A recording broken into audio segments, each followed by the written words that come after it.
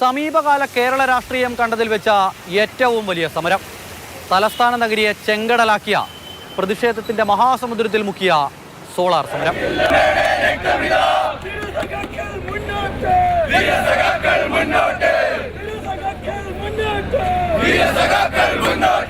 2013 August 12 secretariat വളയാൻ ഇടതുമുന്നണി തീരുമാനിക്കുന്നു. ഓരോ ലോക്കൽ കമ്മിറ്റിയിൽ നിന്നും 4 പേർ വീതം തിരുവനന്തപുരത്തേക്ക് എത്തണമെന്ന CPM-ന്റെ നിർദ്ദേശം. അതുപോലെ തന്നെ എല്ലാ ഘടകകക്ഷികളും ആളെ കൂട്ടി. ഓഗസ്റ്റ് 11 തലേ ദിവസം തന്നെ സെക്രട്ടേറിയറ്റും പരിസരവും ജനസാഗരമായി.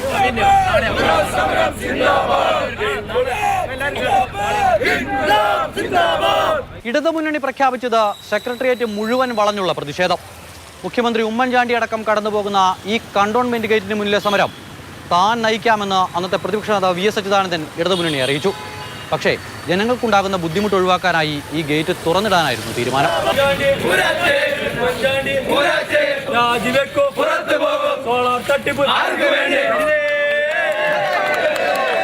മുന്നണിയുടെ പ്രധാനപ്പെട്ട നേതാക്കളെല്ലാം തലസ്ഥാനത്ത് സംഗമിച്ചു. ഉമ്മൻചാണ്ടിയുടെ രാജിയല്ലാതെ മറ്റൊരു മാർഗവുമില്ല എന്ന് നേതാക്കൾ പ്രഖ്യാപിക്കുന്നു. ഇനി കാപട്യത്തിന്റെ മൂർത്തീകരണമായ ഉമ്മൻചാണ്ടി അടിയന്തരമായി ചെയ്യേണ്ടത് രാജിവെച്ച് അന്വേഷണം നേരിടലാണ്. ആ സദ്ബുദ്ധി ഉദിച്ചാൽ നല്ലത്. ഇത് പ്രവർത്തകർക്കിടയിലും വലിയ ആവേശമുണ്ടാക്കി. തലസ്ഥാനത്ത് പോലീസും സമരക്കാരും മാത്രമെന്നതായി സ്ഥിതി. കാരണവശാലും പോകില്ല, ഉമ്മൻചാണ്ടി രാജിവെക്കണം, അല്ലാതെ നമ്മൾ ഇവിടെ നിന്ന് പോകൂല. ഇനി മുറി നിഷേധിച്ചാലും എന്തായാലും നിഷേധിച്ചാലും നമ്മൾ ഈ റോഡിൽ കിടക്കും. ഉമ്മൻചാണ്ടി രാജിവെക്കുന്നവരെ ഇവിടെ തന്നെ കിടക്കും. ഒരു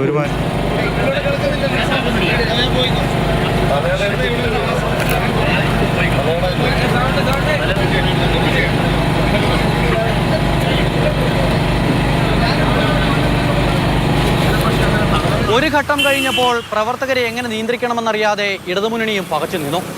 പിന്നീടാണ് ഉമ്മൻചാണ്ടി എന്ന രാഷ്ട്രീയ തന്ത്രജ്ഞന്റെ സുപ്രധാന നീക്കങ്ങൾ കേരളം കണ്ടത്.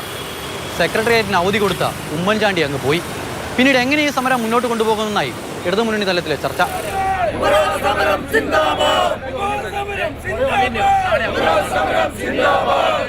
സോളാർ വിവാദവുമായി ബന്ധപ്പെട്ട് ഉയർന്ന മുഴുവൻ പ്രശ്നങ്ങളിലും ജുഡീഷ്യൽ അന്വേഷണമാകാമെന്ന് ഉമ്മൻചാണ്ടി നേരത്തെ പറഞ്ഞതാണ്. അതൊന്ന് വാർത്താ സമ്മേളനം നടത്തി പറഞ്ഞതിന് തൊട്ടു പിന്നാലെ ഇടതുമുന്നണി വിശ്വവിഖ്യാതമായ സോളാർ സമരം പിൻവലിച്ചു. കാരണമെന്തെന്ന് ഇപ്പോഴും ഒരു പിടിയും കിട്ടിയിട്ടില്ല. ഉമ്മൻചാണ്ടിയുടെ രാജിയായിരുന്നു ഇവിടേക്ക് വന്ന പ്രവർത്തകരുടെ ആവശ്യം. അത് നിറവേറ്റാതെ അവർക്ക് മടങ്ങേണ്ടി വന്നു.